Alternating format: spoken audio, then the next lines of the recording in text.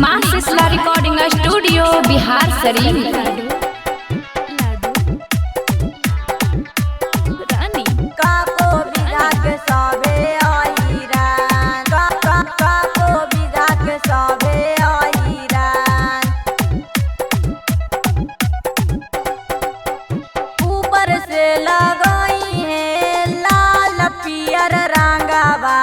गोलापुर के सावे आईरान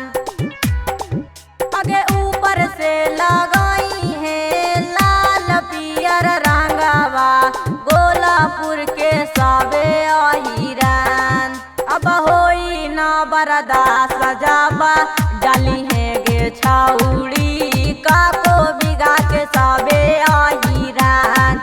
अब होई ना बरदा सजावा डाली है गे छाउड़ी काको बिगा के सबे आईरान काको बिगा के सबे आईरान काको बिगा के सबे आईरान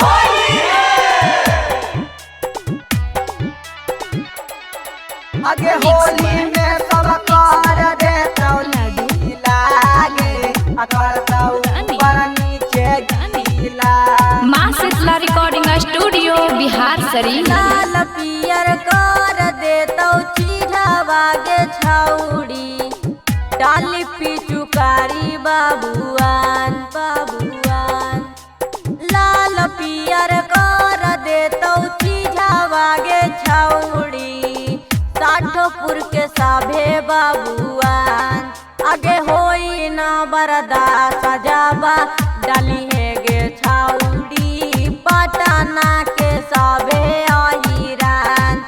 आगे होई ना बरदा सजावा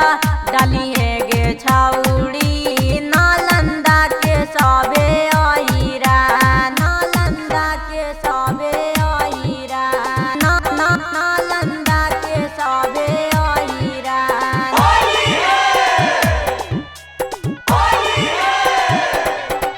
अरे डाल दिहल जादो जी जोरा नवाले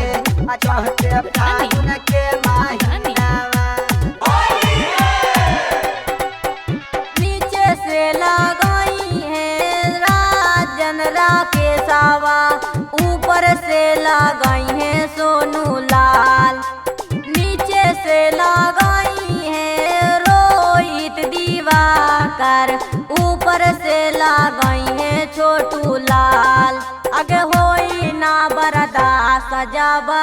डाली है गे छाउड़ी हाजीपुर के साभे आईरान